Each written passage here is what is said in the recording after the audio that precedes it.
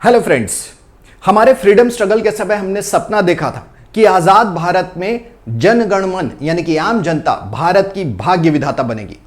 हमारी democratic government हमें good governance देगी, ऐसे लॉज और रूल्स बनाएगी जिससे लोगों की जिंदगी आसान और बेहतर हो सके।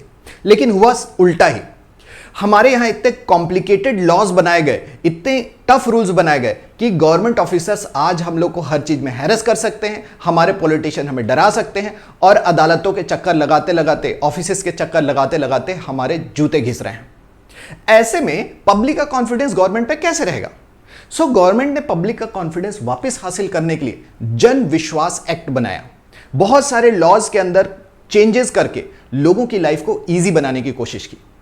अब जब गवर्नेंस और आम आदमी की बात आ रही है तो छत्तीसगढ़ पीएससी जैसे कॉम्पिटिटिव एग्जाम में इससे क्वेश्चन आना बहुत ही स्वाभाविक है।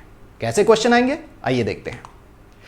जन Vishwas amendment of provisions act सबसे पहले हमारी पार्लियामेंट में आया। पार्लियामेंट के दोनों हाउसेस में पास होकर के 2023 में यह कानून बन गया।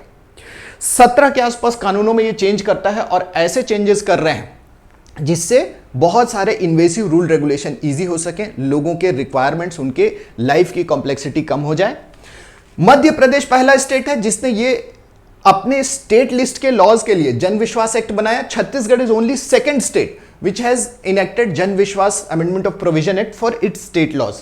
8 हमारे जो कानून है छत्तीसगढ़ के स्टेट लिस्ट के, उन 8 लॉज में हमने चेंज किया है और ऑलमोस्ट 162 प्रोविजंस हमने चेंज किए हैं और उनमें पनिशमेंट फाइन्स को कम करके लोगों की लाइफ को आसान बनाया है। क्या प्रोविजंस हैं? तो सबसे पहले बहुत सारे रूल्स एंड रेगुलेशंस जिनको पब्लिक समझ नहीं पाती थी उनको इजी किया गया है। That's why the process has become transparent और लोग इजीली किसी भी लॉ का, किसी भी रूल का फायदा अब उठा पाएंगे। रैशनलाइजेशन किया गया है। पहले क्या होता था, पुराने जमाने के रूल बना देते थे, अब उनको जो है टाइम टू टाइम अपडेट करने का। पुराने जमाने में थोड़ा सा फाइन लगाते थे, वही आगे चलते रहता था, तो लोग ऑफेंस करने से पहले डरते नहीं थे। तो इस तरह की चीजों को समय के साथ अपडेट करने का यहां पे प्रोविजन है। जैसे कि जो फाइन लगता है किसी भी रूल के अंडर में, वो हर 3 साल में कम से कम 10% बढ़ जाएगा। And this is how we keep up with the महंगाई। तो कई मामलों में जेल टर्म पनिशमेंट का प्रावधान था। अगर कोई शराब पी के पब्लिक प्लेस में पड़ा है तो उसको जेल भेजने का प्रोविजन था। तो ऐसे छोटे छोटे ऑफेंसेस में जो जेल प्रोविजन था उसको कट कर दिए हैं और उसमें छोटे फाइन, छोटे अर्थदंड लगा दिए गए। तो इससे क्या होता है, मामला जल्दी निपट जाता है और छोटे छोटे ऑफेंसेस में बहुत ज्यादा सजा नहीं होती, लोग समझदार बनते हैं। दूसरी तरफ जब लोगों को जेल भेजना होता तो जुडिशरी उसमें इन्वॉल्व होती थी, बहुत सुनवाई होता था तारीख पे तारीख, और इस प्रोसेस में जितना फाइन नहीं लगता था उतना तो हमारा जुडिशरी पे खर्चा हो जाता था। तो जज को अथॉरिटी से हटा करके हमने बहुत सारा पावर गवर्नमेंट ऑफिसर्स को दिया और कहा कि थोड़ा थोड़ा फाइन लगा के लोगों को छोड़ते जाओ ताकि लोग उनकी लाइफ में डिस्टर्बेंस ना हो। ये जेल वेल भेजने का प्रोविजन कम करें। फिर जेल टर्म से डरा करके गवर्नमेंट ऑफिसर कई बार करप्शन में इन्वॉल्व हो जाते थे। खासकर जो इंडस्ट्रीज हैं, बिजनेसेस हैं, उनको कई ऐसे लीगल प्रोविजन के थ्रू डराया जाता था कि आपने ये लेबर लॉ फॉलो नहीं किया, वो एनवायरमेंट फॉलो नहीं किया, वो लैंड लॉ फॉलो नहीं किया। तो इंडस्ट्रीज हैरेस होती थी और हमारे स्टेट का जो इंडस्ट्रियल डेवलपमेंट है उस पर भी असर पड़ता था। तो उसको भी कम करके आपका एक करप्शन फ्री एनवायरमेंट बनाने की हमने कोशिश की है। So why have we enacted such law? हम क्या हासिल करना चाहते हैं इन प्रोविजन से? इन प्रोविजन से हम हासिल करना चाहते हैं ease of doing business. Ease of doing business, industries को इतने सारे रूल्स, रेगुलेशन, रिस्ट्रिक्शंस फॉलो करने पड़ते हैं कि इंडस्ट्रीज के लोग परेशान हो जाते हैं कि बिजनेस करें कि कंप्लायंस करें। सो कंप्लायंस को कम करके उनके ऑफेंसेस में जो सजा होती है, पहले बहुत सारे मामलों में इंडस्ट्रियलिस्ट को सजा हो सकती थी, लेबर लॉ से रिलेटेड, वेजेस से रिलेटेड, सेफ्टी से रिलेटेड इश्यूज में। अब उन सब में अमेंडमेंट करके जन विश्वास एक्ट में हमने इंडस्ट्रियल रिलेशन एक्ट में अमेंडमेंट करके ऐसा माहौल बनाया है कि इंडस्ट्रियलिस्ट को सजा नहीं होगी बल्कि उनको सुधरने का मौका दिया जाएगा। So this improves ease of doing business, increases business, jobs, prosperity, production, everything. तो हमारे स्टेट को बेटर बनाने का है। ईज ऑफ लिविंग, लोग पुलिस वालों से, गवर्नमेंट ऑफिसर से डरे नहीं, बल्कि इस कानून के तहत जो प्रोसेसेस इजी बनाए हैं उससे लोग अपनी लाइफ में एंजॉय कर पाएंगे, फोकस कर पाएंगे, अननेसेसरी बर्डन नहीं रहेगा, फियर फ्री सोसाइटी बनेगी, पुलिस और गवर्नमेंट से डरेंगे नहीं, और हमारी जुडिशरी में जो तारीख पे तारीख लगती जा रही है, जो केसेस का बोझ करोड़ों की संख्या में पहुंच रहा है, वो भी थोड़ा कम हो जाएगा। तो इस तरह से हम एक अच्छा फ्यूचर बनाना चाहते हैं। तो कौन से चेंजेस इसके अंदर में आए हैं? तो सेंट्रल गवर्नमेंट ने ऑलमोस्ट 17 एक्ट्स के अंदर में चेंज किए हैं जो यूनियन लिस्ट के मामले में आते हैं, स्पेशली फूड सेफ्टी से related, forest environment, air pollution से रिलेटेड जो रिस्ट्रिक्शंस हैं उसमें इन्होंने ईज दिया है, उसमें रिलैक्सेशन दिया है। इसके अलावा कॉपीराइट, पेटेंट, इस तरह के जो लॉज हैं, रेलवे एक्ट, इन सब में लोगों को जो है बेनिफिट और ईज दिया हुआ है। वहीं छत्तीसगढ़ स्टेट की बात करें, 8 एक्ट 162 सेक्शंस में इन्होंने चेंज किए हैं और स्टेट लिस्ट के ये सारे मामले हैं क्योंकि स्टेट पे इन्होंने कानून बनाया है। सबसे बड़ा चेंज इन्होंने इंडस्ट्रियल रिलेशंस एक्ट में किया है, जहां पे इंडस्ट्रीज के ऊपर बहुत तरह के इंस्पेक्टर्स पोस्ट करके और इंस्पेक्टर राज, लाइसेंस राज जैसा जो सिस्टम बना लिया था उसको इन्होंने ईज करने की कोशिश किया, सिंगल विंडो क्लियरेंस सिस्टम रखा है।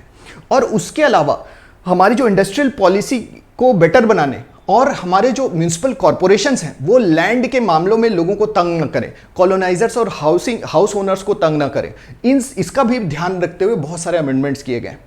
इसके अलावा स्टेट लेवल पे हमारे जो एक्साइज एक्ट है, cooperative society act, societies registration act, इन सब में चेंज करके लोगों को काफी सारे बेनिफिट्स दिए गए हैं। तो इससे लोगों की लाइफ लगातार ईजी होती जा रही है। और अब लाइफ ईजी होगी तो हमारा फ्यूचर कैसा हो सकता है? फ्यूचर में हम एक्सपेक्ट करते हैं कि इंडिया जो है वो करप्शन फ्री बनेगा, इसी रास्ते में आगे बढ़ के। जन विश्वास पहला स्टेप है, ये आखिरी नहीं है कि बस ये हो गया तो फिर अब इंडिया करप्शन फ्री हो जाएगा। नो, लोगों को इस चीज के बारे में अवेयर कराना जरूरी है। लोग अपने राइट्स को जाने और फिर उसको एक्सेस करने की कोशिश करें। ये जो हर्डल्स हैं, जो इंस्पेक्टर राज, सजा दे देना, फाइन लगा देना, ये सब का कल्चर से बाहर निकलेंगे तो हमको करप्शन फ्री सोसाइटी मिलेगी। इससे क्या होगा? लोगों के अंदर जो एंटरप्रेन्योरशिप है, नए बिजनेस एस्टैब्लिश करना, बिजनेसेस को आगे बढ़ाना, बड़ा करना, टेक्नोलॉजी यूज करना, इन सब पे फोकस कर पाएंगे। डेली रूटीन में हम लोग गवर्नमेंट ऑफिस जाके हाथ जोड़ के बैठे नहीं रहेंगे एकदम अंग्रेजों के सामने जैसे पुराने जमाने के लोग बैठते थे। तो बिजनेस और एंटरप्रेन्योरशिप इंडिया में बढ़ेगा तभी तो इंडिया आगे बढ़ेगा। फिर रूल्स बेस्ड सोसाइटी, हमारे अंदर सिविक सेंस आएगा। जब हमको लगेगा कि गवर्नमेंट हमारी लाइफ टफ नहीं बना रही है बल्कि हमारी लाइफ बेहतर बना रही है, तो हम अपने आसपास के जो रिसोर्सेस हैं, सड़कों को साफ रखना, नालियों को साफ रखना, गवर्नमेंट के रूल्स मानना, ट्रैफिक रूल्स मानना, हेल्थ केयर और एजुकेशन को बढ़ाना, इसमें हम खुद पार्टिसिपेट करेंगे और ये बेटर कंट्री बनाएगा, हम लोग को डेवलप्ड नेशन बनाने की तरफ आगे लेकर के जाएगा। तो ये जन विश्वास जो है ये गवर्नमेंट के लिए नहीं है, ये पब्लिक के लिए है। और पब्लिक जब तक अपने आप को इस देश का हिस्सा नहीं समझेगी, गवर्नमेंट के बनने वाले रूल्स रेगुलेशन से पब्लिक को जो बेनिफिट मिल रहा है उसको वो एक्नॉलेज नहीं कर पाएगी, तब तक हम लोग डेवलप्ड कंट्री बनेंगे कैसे? तो इस तरह का जो है कॉम्प्लिकेटेड सिनेरियो जो हमारे सामने आता था उसको ईजी, बेहतर और एक्सेसिबल बनाने के लिए सरकार ये जन विश्वास अमेंडमेंट एक्ट लेकर के आई है। तो यहां पर आप बहुत डिफिकल्ट क्वेश्चंस फेस कर सकते हैं। आपको पूरा का पूरा ऐसे आ सकता है कि जन विश्वास, लोक सेवा गारंटी, ये सब सरकार के प्रयासों के बावजूद भी जनता हमसे दूर क्यों है? जनता और सरकार के बीच में दूरियां क्यों हैं? क्या करप्शन हमेशा के लिए खत्म हो गया? क्या जन विश्वास अमेंडमेंट एक्ट पहला कदम है या फिर ये इसके बाद अपने आप हम डेवलप्ड कंट्री बन जाएंगे? इस तरह के मुद्दों पर लगातार बहस जारी रहेगी। आप इसके बारे में क्या सोचते हैं कि जन विश्वास एक्ट आखिरी कदम है या विश्वास बनाने, कॉन्फिडेंस बिल्डिंग मेजर की दिशा में पहला कदम? तो कमेंट में जरूर लिखिए।